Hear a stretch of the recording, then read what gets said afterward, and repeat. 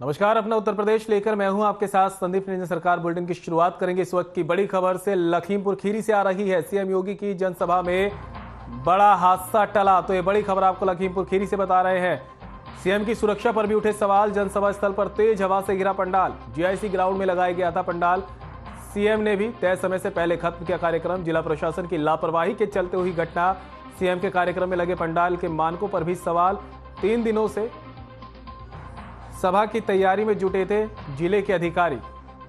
तो बड़ी खबर आपको बता रहे हैं लखीमपुर खीरी से, जहां पर सीएम योगी के कार्यक्रम में बड़ा हादसा होने से टला है। दरअसल कार्यक्रम स्थल जीआईसी ग्राउंड में लगाया गया पंडाल भर भराकर गिर गया। समय से पहले कार्यक्रम को खत्म किया गया। तस्वीरें आपके सामने देख सकते हैं। इसी पंडाल में सीएम योगी जनसभा को संबोधित कर रहे थे कि तभी तेज हवाओं से पंडाल गिर गया। कार्यक्रम को भी समय से पहले यहां पर खत्म कर दिया गया और अब मानकों पर सवाल उठने लगे हैं।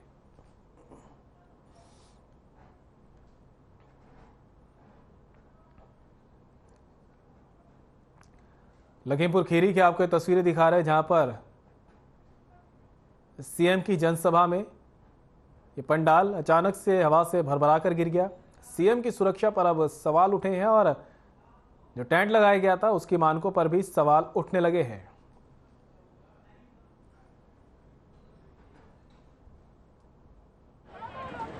जब 1 वर्ष पूर्व उत्तर प्रदेश विधानसभा के चुनाव हुए थे और विधानसभा चुनाव में तमाम किंवदंतियों को विराम देते हुए लखीमपुर के मतदाताओं ने डबल इंजन की सरकार पर विश्वास किया और फिर से कमल चुनाव चिन्ह को सभी विधानसभा सीटों पर परचम लहराने का कार्य किया। जब 1 वर्ष पूर्व उत्तर प्रदेश विधानसभा के चुनाव हुए थे और विधानसभा चुनाव में तमाम किंवदंतियों को विराम देते हुए लखीमपुर के मतदाताओं ने डबल इंजन की सरकार पर विश्वास किया और फिर से कमल चुनाव चिन्ह को सभी विधानसभा सीटों पर परचम लहराने का कार्य किया। ललितपुर के ऑल इंडिया रेडियो एफएम केंद्र का प्रधानमंत्री ने वर्चुअली शुभारंभ किया है। आकाशवाणी केंद्र परिसर में रेडियो और टीवी के माध्यम से प्रसारण को सुनने और देखने के व्यापक इंतजाम किए गए हैं। कार्यक्रम के मुख्य अतिथि श्रम एवं सेवा योजना राज्य मंत्री और सदर विधायक इस दौरान मौजूद रहे। इस अवसर पर नगर के गणमान्य नागरिक, स्कूली बच्चे और आकाशवाणी केंद्र झांसी और ललितपुर के अधिकारी, इंजीनियर और कर्मचारी गण उपस्थित रहे। आकाशवाणी केंद्र के आरंभ होने से इलाके के छात्राओं, गणमान्य नागरिकों में उत्साह दिखाई दिया।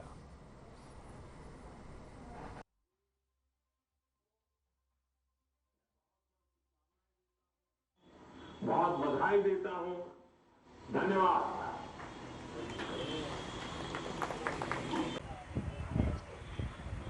जी, हम लोग काफ़ी खुश हैं। इसकी वजह से हम लोगों को अच्छा लग रहा है कि हम लोगों को इस कार्यक्रम में शामिल होने का मौका मिला है और हम अपने आप को काफ़ी ज़्यादा सौभाग्यशाली समझ रहे हैं, क्योंकि ललितपुर एक ऐसा क्षेत्र है, इसमें काफ़ी सारे गांव हैं, तो वहां पर अगर टीवी की सुविधा अगर ना उपलब्ध हो तो अब एफएम चैनल्स देखे जा सकते हैं। मैं बहुत खुशी हो रही है कि हम बहुत सौभाग्यशाली फील कर रहे हैं कि मैं यहाँ शामिल होने का मौका मिला और ये बहुत ही अच्छी सोच है। जहाँ पे टीवी वगैरह नहीं है वहाँ पे एफएम्स के माध्यम से सब कुछ हो सकता है।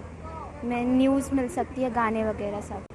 काफ़ी खुशी हो रही है इस कार्यक्रम में भाग लेकर और जो ललितपुर में ग्रामीण क्षेत्र हैं उनके लिए भी काफ़ी अच्छा कदम सरकार उठा रही है, जो इतने सारे एफएम चैनल्स का शुभारंभ किया है। काफ़ी अच्छा कदम उठाया सरकार ने, काफ़ी अच्छा लगा। उत्तर प्रदेश नगर निकाय चुनाव को लेकर सभी राजनीतिक पार्टियां अपना चुनाव प्रचार तेज कर रही हैं, जिसको लेकर उप मुख्यमंत्री ब्रजेश पाठक नगर पालिका कुशीनगर में जनता को संबोधित करने पहुंचे। भारतीय जनता पार्टी के कार्यकाल को गिनाते हुए आगामी नगर निकाय चुनाव को लेकर बीजेपी के सभी उम्मीदवारों के लिए जनता से वोट की अपील की और उत्तर प्रदेश में ट्रिपल इंजन की सरकार की बात कही। संबोधन के दौरान ब्रजेश पाठक ने समाजवादी पार्टी पर निशाना साधते हुए जमकर खिंचाई की और लोगों से अपील की है कि इस बार समाजवादी पार्टी के जमानत जब्त करने का काम जनता करेगी।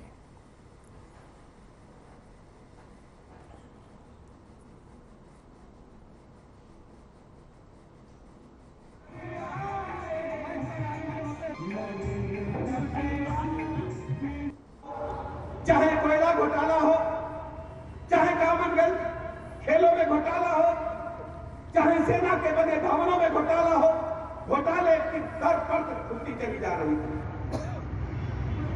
प्रधानमंत्री जी के समक्ष दूसरी चुनौती भारत के अंदर सदैव अटल बिहारी वाजपेयी जी ने अपने कार्यकाल में जो पंडित दीनदयाल उपाध्याय जी के एकात्म मानववाद के सिद्धांत को धरातल पर उतारने के कार्य प्रारंभ किए गए थे, उनको जन जन तक पहुंचाना था। नगर पालिका परिषद और नगर पंचायत के सभी प्रत्याशियों को जिताने के लिए हमने अपील की है। हम कुशीनगर जनपद के सभी नगरों के निवासियों से अपील करने के लिए आए हैं। आदरणीय प्रधानमंत्री नरेंद्र मोदी जी की और उत्तर प्रदेश में आदरणीय योगी जी की योजनाएं उनको धरातल पर उतारने के लिए नगरों में हमें ट्रिपल इंजन की सरकार की बहुत ही आवश्यकता है। नगरों का समुचित विकास, समेकित विकास करने के लिए भारतीय जनता पार्टी ने पूरी ताकत लगा दी है। केंद्र प्रदेश की सारी योजनाओं को हम धरातल पर उतारेंगे और नगरों का समुचित विकास करेंगे, क्योंकि तथागत की धरती है, शांति की धरती है, दुनिया के पर्यटक आते हैं, इसलिए इसका विश्व स्तरीय डेवलपमेंट बहुत जरूरी है। और हम कुशीनगर को डेवलप्ड डिस्ट्रिक्ट के रूप में हम पूरी तन्मयता के साथ लगे हुए हैं। आप देख रहे हैं कुशीनगर की सभी सड़कों को हम चौड़ीकरण कर रहे हैं, विस्तारीकरण कर रहे हैं, इंटरनेशनल एयरपोर्ट्स है और सारी सुविधाएं यहाँ पर धीरे धीरे पूरी हो रही हैं। मेडिकल कॉलेज भी बहुत तेजी के साथ प्रगति के पथ पर अग्रसर है और जो भी योजनाएं यहाँ हैं सबको हम धरातल पर उतारेंगे। अमरोहा जनपद के गांव भीमा सुल्तानपुर में राजेंद्र नाम के किसान का शव उसके ही घर के आंगन में पड़ा मिला, जिसकी जानकारी उसके भाई नरेश ने पुलिस को दी, जिसके बाद अमले में हड़कंप मच गया। बता दें उसकी पत्नी घर से बाहर गई हुई थी, वे घर पर अकेले थे। उनके 3 भाई हैं। इस पूरे मामले की जानकारी उनके दूसरे भाई नरेश ने पुलिस को दी। पूरे मामले में पुलिस ने शव को पोस्टमार्टम के लिए भेज दिया है। मृतक की हत्या क्यों और किसने की, इसकी जांच जारी है।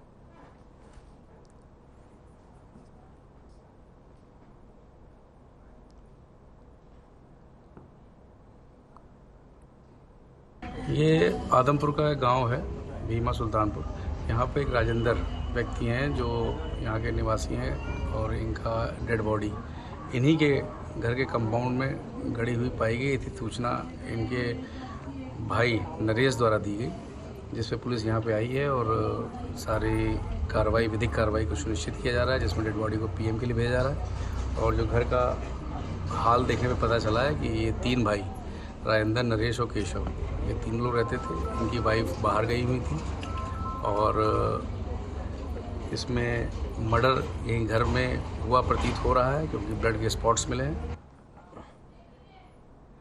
और कन्नौज से इस बीच एक बड़ी खबर सामने आ रही है। तेज रफ्तार कार ने बच्चे को रौंदा, हादसे में 10 साल के बच्चे की मौत। कार चालक पर लगाया लापरवाही का आरोप। कार चालक के खिलाफ दी नामजद तहरीर। सदर कोतवाली क्षेत्र के जलालपुर पनवारा का मामला। ये बड़ी खबर आपको बता रहे हैं, जहां पर रफ्तार का कहर देखने को मिला है। सदर कोतवाली क्षेत्र के जलालपुर पनवारा का ये पूरा मामला है। कन्नौज से तेज रफ्तार कार ने बच्चे को रौंदा है। हादसे में 10 साल के बच्चे की मौत हो गई है। कार चालक पर लापरवाही से कार चलाने का आरोप लगा है। तस्वीरें देख सकते हैं।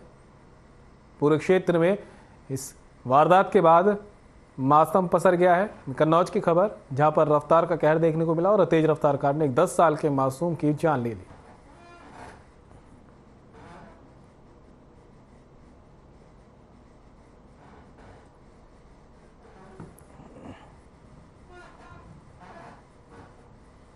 खबर कन्नौज से है, जहां जेल डीआईजी ने जिला जेल में औचक का निरीक्षण किया। डीआईजी जेल शिवहरी मीणा के औचक निरीक्षण से हड़कंप मच गया। जेल के कोने कोने का निरीक्षण किया गया।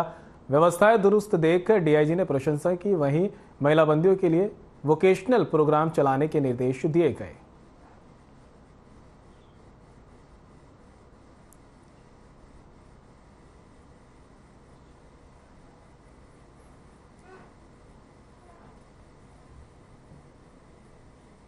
कुशीनगर के थाना विष्णुपुरा स्वाट और सर्विलांस की संयुक्त पुलिस टीम ने कार्रवाई करते हुए 31 किलो 900 ग्राम अवैध गांजे के साथ 2 तस्करों को गिरफ्तार किया है। बरामद किए गए गांजे की कीमत करीब 6,38,000 रुपए बताई जा रही है। टीम ने मुखबिर की सूचना पर कार्रवाई करते हुए गोडरिया नौगांव तिराहा के पास से इन तस्करों को गिरफ्तार किया। तस्करों के पास से भारी मात्रा में गांजे के साथ मोबाइल और नकदी भी बरामद की गई।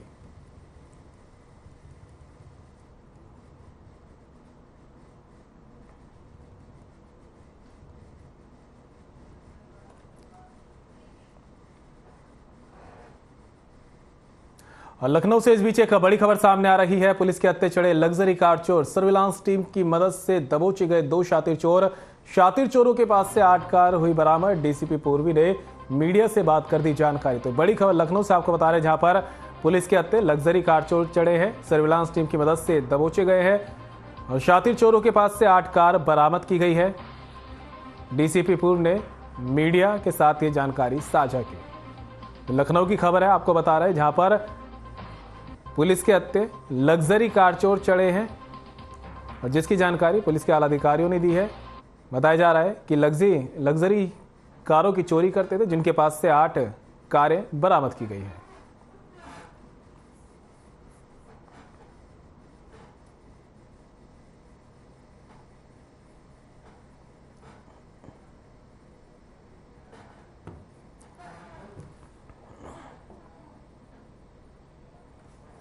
अमरोहा गजरौला थाना क्षेत्र के औद्योगिक चौकी क्षेत्र का मामला सामने आया है। अमरोहा में गो तस्करों के हौसले बुलंद हो गए हैं। चौकी से चंद कदमों की दूरी पर गोवंश पशु का कटान चल रहा था। बंद पड़ी फैक्ट्री में गोकशी का कारोबार चल रहा है। पुलिस को देखकर मौके से गो तस्कर फरार हुए। मौके पर 2 से 3 गोवंशीय पशु का मीट भी बरामद हुआ है। गौशाला की आड़ में गोकशी की जा रही थी। पुलिस मामले की जाँच में जुटी है। मौके पर कई थानों की पुलिस मौजूद रही।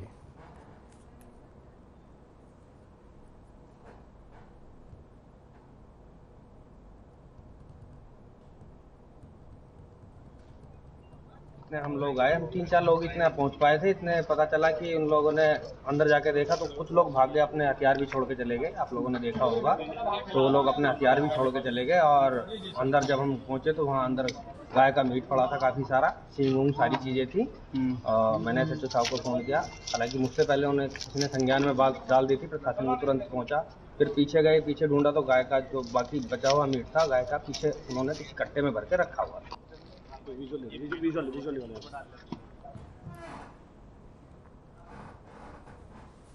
कानपुर की सेंट्रल जोन पुलिस ने 24 घंटे के अंदर लूट की वारदात को अंजाम देने वाले आरोपी को गिरफ्तार किया है। डीसीपी सेंट्रल प्रमोद कुमार ने प्रेस कॉन्फ्रेंस करते हुए बताया कि एक चेन स्नैचिंग की घटना को 4 व्हीलर से अंजाम दिया गया था, जिसके लिए एक स्पेशल टीम का गठन किया गया था। टीम ने तुरंत कार्रवाई करते हुए आईटीएमएस कैमरों को चेक किया तो कार के नंबर सामने आए। काफी खोजबीन के बाद आरोपी विराज शुक्ला उर्फ मृदुल को नेहरिया गेट जे के धर्मशाला के पास से कार समेत गिरफ्तार किया गया है, जिसके पास से चेन का टुकड़ा और कैश बरामद हुआ। आरोपी स्वरूप नगर का रहने वाला है, जिसे नजीराबाद पुलिस ने गिरफ्तार किया है।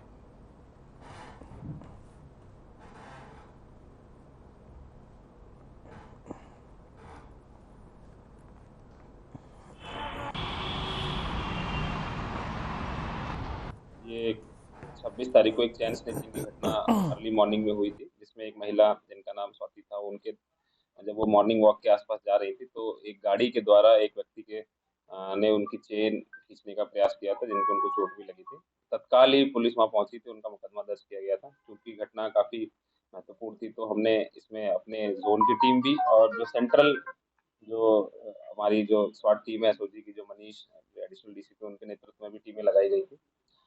आसपास के जब कैमरे देखे गए और जो हमारे नगर निगम के जो स्मार्ट सिटी के कैमरे देखे गए तो उसमें जो नीले कलर की स्कॉडा गाड़ी के द्वारा ये घटना करना प्रकाश में है। तो पूरे शहर में जितनी भी इस कलर की गाड़ी थी उनके बारे में जब जानकारी की गई तो ये जो गाड़ी है DL10CR 9739, इसके बारे में पता चला है कि इसके द्वारा ये घटना की गई थी। इसकी डिटेल निकाली गई तो जो व्यक्ति अरेस्ट हुआ है इसका नाम है मृदुल शुक्ला। ये रहने वाला थाना स्वरूप नगर क्षेत्र का है। इसने इस घटना को किया था। जो घटना में जो गाड़ी थी वो बरामद हो गई है और जो मंगलसूत्र जो गया था महिला का उसको भी बरामद कर लिया गया। मेरठ में हिंदू जगाने आए हैं, हिंदू जगाकर जाएंगे, मरते दम तक अपने मुख से जय श्री राम गाएंगे। वेस्ट यूपी में ऐसे गीतों के साथ बीजेपी का विकास रथ दौड़ रहा है। पश्चिम उत्तर प्रदेश की धरती पर बीजेपी का एक विकास रथ भी दौड़ रहा है। इस विकास रथ के माध्यम से जनता की नीतियों के बारे में गली गली मोहल्ले मोहल्ले बताया जा रहा है। मेरठ में भारतीय जनता पार्टी का विकास रथ में स्पेशल गीत भी बज रहे हैं। गीत के बोल हैं, हिंदू जगाने आए हैं, हिंदू जगा कर जाएंगे। वरिष्ठ बीजेपी नेता डॉक्टर चंद्रमोहन का कहना है कि विकास का रथ है। उन्होंने कहा कि आज का उत्तर प्रदेश नया उत्तर प्रदेश है। वो कहते हैं कि आज मुख्यमंत्री योगी आदित्यनाथ ही हैं जो शहरों को सुरक्षा प्रदान कर सकते हैं, जो शहरों का विकास कर सकते हैं। वो कहते हैं कि 1 डिस्ट्रिक्ट 1 प्रोडक्शन लोगों के रोजगार का कारक है। डॉक्टर चंद्रमोहन का कहना है कि समाजवादी पार्टी को फेमिल ट्रस्ट है बीजेपी के वरिष्ठ नेता का कहना है कि निकाय चुनाव में लॉ एंड ऑर्डर बेहद बड़ा मामला है और अब माफियावाद, संगठित अपराध की कमर टूट चुकी है।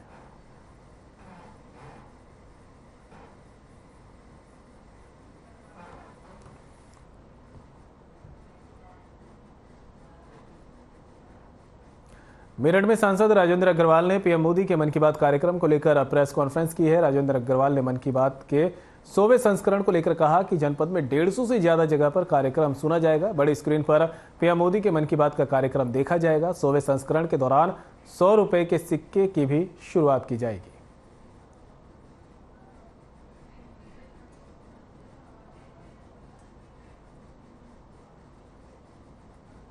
देखिए 30 अप्रैल को मन की बात का 100वां एपिसोड, 100वां संस्करण ये प्रसारित होने वाला है। 3 अक्टूबर 2014 को इसका पहला जो एपिसोड था वो प्रसारित किया गया था और तब से निरंतर विभिन्न सामाजिक विषयों को लेकर के देश के जन जन तक एक प्रेरणादायक विषयों की चर्चा करते हुए लोगों की जन सहभागिता राष्ट्र निर्माण के अंदर सुनिश्चित करना, उनको प्रेरित करना, एक माननीय प्रधानमंत्री जी ने किया है। और मैं ऐसा समझता हूं कि दुनिया भर के अंदर कोई ऐसा उदाहरण नहीं है जिसमें जो देश के प्रमुख हैं राजनीतिक दृष्टि से हमारे प्रधानमंत्री हैं, ऐसा आकलन कराया गया है कि कम से कम एक बार 2-3 जगह लगे और 400-500 वहाँ पर आम जनता के हमारे भी सब जो पार्षद प्रत्याशी हैं, भारतीय जनता पार्टी कार्यकर्ता है, 90 के 90 वार्डों में हमारी बात नहीं है। 2 से 3 जगह, कम से कम 2 जगह, अधिकतम 3-4 जगह भी हो सकते हैं, लेकिन 2 जगह कम से कम, यानी कि 9 दिन 18 150 जगह कम से कम स्क्रीन लगेंगे बड़े बड़े, और लोग कोई ना कोई महत्वपूर्ण बड़ा कार्यकर्ता वहाँ पर जाएगा। उनके साथ साथ जो लोकल जनता और कार्यकर्ता शामिल है। और मेरठ से बड़ी खबर सामने आ रही है। विवाहिता की मौत के बाद जमकर मारपीट, थाना प्रांगण बना जंग का अखाड़ा। मायके पक्ष और ससुराल पक्ष में चले लात घूसे, पुलिस के सामने जमकर चले लात घूसे। पुलिस ने 2 लोगों को हिरासत में लिया। थाना भावनपुर क्षेत्र की घटना। तो बड़ी खबर आपको बता रहे हैं, जहां पर 2 पक्षों में जमकर लात घूसे चले हैं। पुलिस ने 2 लोगों को गिरफ्तार यहां पर किया है। मेरठ से खबर, तस्वीरें देख सकते हैं आप। मायका पक्ष और ससुराल पक्ष में यहां पर जमकर लात घूसे चले हैं, जिसके बाद पुलिस ने कार्रवाई करते हुए लोगों को भी हिरासत में लिया है। दरअसल विवाहिता की मौत के बाद ये बवाल शुरू हुआ था, जिसके बाद 2 पक्ष आपस में भिड़ गए। ससुराल पक्ष और मायके पक्ष की तस्वीर आपको दिखा रहे किस तरह से जो है जमकर लात घूसे यहाँ पर चलाए गए हैं।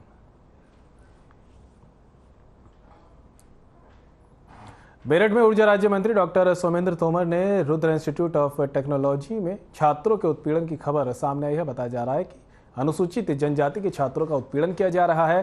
साथ ही कॉलेज प्रबंधन पर ज्यादा फीस लेने के आरोप लगे हैं। कॉलेज पर छात्रों की छात्रवृत्ति जबरदस्ती निकलवाने का भी आरोप है।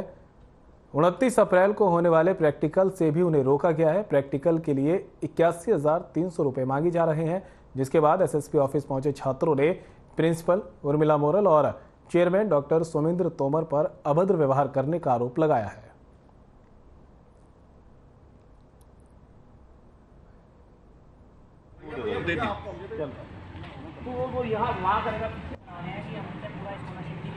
इंस्टीट्यूट ऑफ टेक्नोलॉजी में बीएड द्वितीय वर्ष की छात्रा हूँ।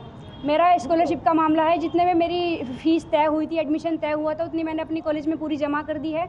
उसके बाद मेरी सेकेंड ईयर की स्कॉलरशिप आ गई। अब कॉलेज वाले कह रहे हैं कि इसे भी जमा करो। मैंने कहा जितने में मेरी एडमिशन था वो मेरा कंप्लीट हो गया, अब स्कॉलरशिप मेरी रहेगी। उन्होंने कहा नहीं, 81,000 में एडमिशन हुआ है। फिर उसके बाद वो हमें प्रूफ भी नहीं दे रहे बल्कि कॉलेज से कि नहीं तुम्हारे 81,000 में ही है। हमने कहा नहीं, हमारा 50,000 में है। तो उन्होंने ये बात बोली थी कि स्कॉलरशिप बेस पे तुम्हारा एडमिशन है 50,000 में। अगर तुम्हारी फर्स्ट ईयर में स्कॉलरशिप आती है तो सेकंड ईयर में तुमसे कोई रुपया नहीं लिया जाएगा। लेकिन उन्होंने फर्स्ट ईयर में कोई स्कॉलरशिप नहीं आई। सेकंड ईयर में हमने अपनी पूरी फीस भी जमा कर दी, पूरी 50,000 रुपये, लेकिन फिर भी हमसे स्कॉलरशिप मांग रहे हैं। कौन मांग रहे हैं? कॉलेज वाले। किसका कॉलेज है ये? क्या कह रहे हैं? सोमेंद्र तोमर का कॉलेज है, जो फिलहाल अब राज्य मंत्री हैं। क्या कह रहे हैं वो? बोल रहे हैं कि सबसे 81,000 रुपये लिए जाएंगे, वरना इन्हें कॉलेज से दफा करो। उसमें जो है मैं अब फर्स्ट ईयर में मेरी जो स्कॉलरशिप आई थी 51,500 आई थी, मैंने वो इन्हें संस्थान को पूरी जमा कर दी थी। लेकिन द्वितीय वर्ष में मेरी जो स्कॉलरशिप आई है 31,000 कुछ आई है, तो उसमें भी मैं जो संस्थान मैं अपना कॉलेज में कुछ काम से गया था, संस्थान ने कहा कि तेरी स्कॉलरशिप आ गई है, वो इन्हें निकाल के दे दे। मैंने उनसे बात की कि क्या मैं क्यों दूँ सर, मैंने फर्स्ट ईयर में दे दी थी, मेरा इस चीज़ पर एडमिशन था। और तो उन्होंने कहा कि नहीं, चाहे आपको देनी ही पड़ेगी, हंस कर दो, चाहे रो कर दो, चाहे जबरदस्ती दे दो।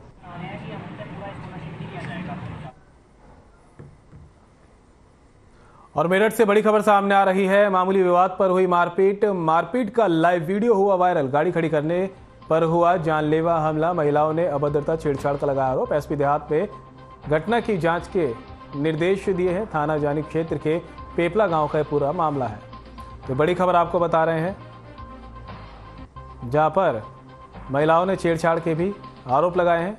गाड़ी खड़ी करने को लेकर यह विवाद हुआ था। मेरठ से खबर है जो आपके सामने। मामूली विवाद को लेकर हाथापाई हुई। मारपीट का लाइव वीडियो भी सामने आया था।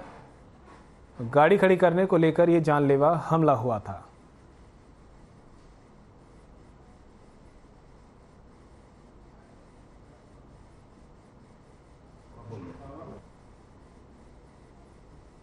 कार टकराने को लेकर दो पक्षों में मामूली कहा सुनी मारपीट का वीडियो वायरल हुआ है। क्या था पूरा मामला, किस क्षेत्र का मामला? थाना जानी में ग्राम पेपला में एक गाड़ी खड़ी होने के और हटाने को लेकर के दो पक्षों में वाद विवाद हो गया है। उसमें इनका आरोप है कि इन्होंने मारपीट की और अभद्रता की। इसकी पूरी जांच की जा रही है। जांच में जो तथ्य सामने आएंगे उसके आधार पर कार्रवाई की जाएगी।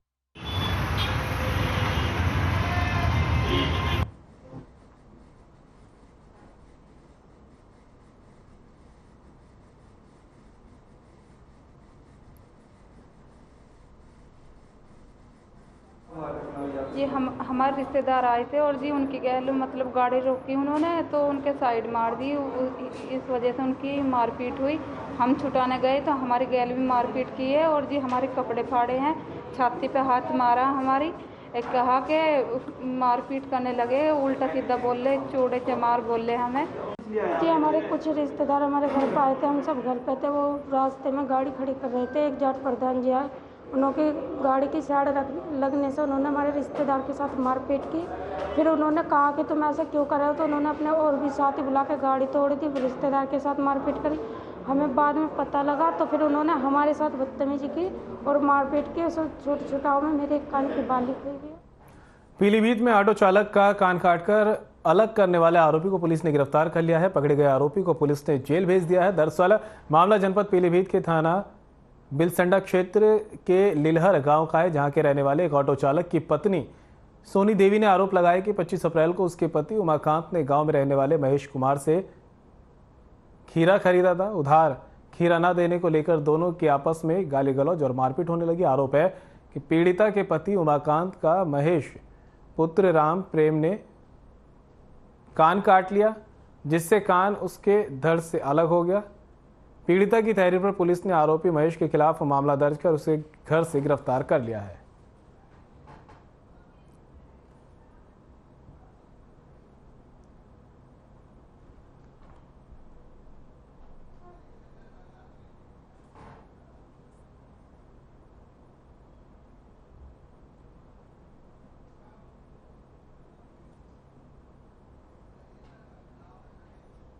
कानपुर एक औद्योगिक शहर होने के साथ साथ अब मिनी स्पोर्ट सिटी के रूप में विकसित हो गया है। भारत सरकार और उत्तर प्रदेश सरकार की खेलो इंडिया और स्मार्ट सिटी योजना के साथ कानपुर में कई खेलों के लिए जाना जाता है, जहां ग्रीन पार्क स्टेडियम, जो वर्तमान में क्रिकेट के साथ ही बैडमिंटन, टेबल टेनिस, बास्केटबॉल की मेजबानी करने के साथ ही अपने साथ अत्याधुनिक जिम, विजिटर गैलरी की सुविधा भी देता है, तो वहीं पालिका स्टेडियम भी 22 ओलंपिक खेलों की मेजबानी कर रहा है। कानपुर ने जल क्रीड़ा के क्षेत्र में भी अपने प्रारंभिक कदम के रूप में बोट क्लब की शुरुआत की है, जहां आने वाले समय में विश्व स्तरीय प्रतियोगिताएं भी आयोजित की जा सकेंगी। मुख्यमंत्री सलाहकार अवनीश अवस्थी और पद्मश्री मालिनी अवस्थी ने सर्वप्रथम बोट क्लब परिसर भ्रमण किया।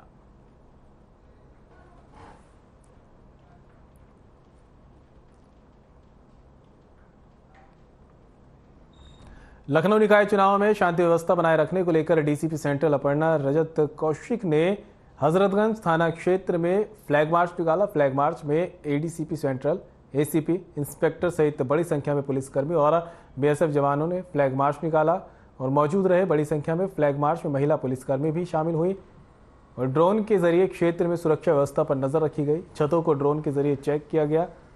पुलिस ने माइक से अनाउंस कर लोगों से शांति व्यवस्था बनाए रखने की अपील की। हजरतगंज क्षेत्र में ड्रोन के जरिए ट्रैफिक व्यवस्था को भी देखा गया। अराजक तत्वों और संदिग्ध वस्तु को भी पुलिस ने चेक किया। हजरतगंज सहित केसरबाग व अन्य इलाकों में भी पुलिस ने फ्लैग मार्च निकाला।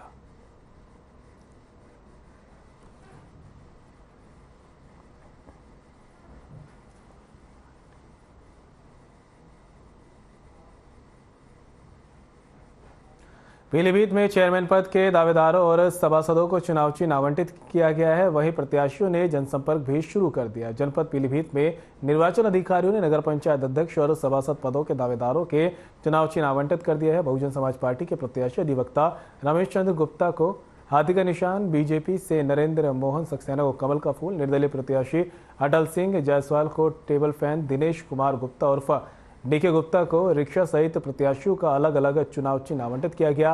वहीं बीजेपी के सभासदों को कमल का फूल आवंटित किया गया है। वहीं निर्दलीय प्रत्याशियों को किसी को उगता हुआ सूरज, कार, गुलाब का मोटर फूल, साइकिल, छाता सहित अलग अलग तरह के चुनाव चिन्ह आवंटित किए गए हैं। तो वहीं जनता इस बार नगर निकाय चुनाव में न जात पात और न धर्म पर वोट करेगी, बल्कि विकास के नाम पर वोट करेगी। मतलब सभी चेयरमैन वगैरह और मेंबरों को आज चुनाव चिन्ह मिले हैं और ये चुनाव चिन्ह आज मिले हैं सभी लोगों को। ना नहीं, ये तो गलत बात है। मतलब ये तो जात पात पे नहीं है। मतलब हमें चाहिए विकास पे मतलब है, सिर्फ विकास ही चाहिए हमें और हमारे कस्बे में विकास ही विकास होना चाहिए, सबसे मेन चीज़। और बुलेटिन में मेरे साथ इतना ही, दीजिए इजाजत, नमस्कार।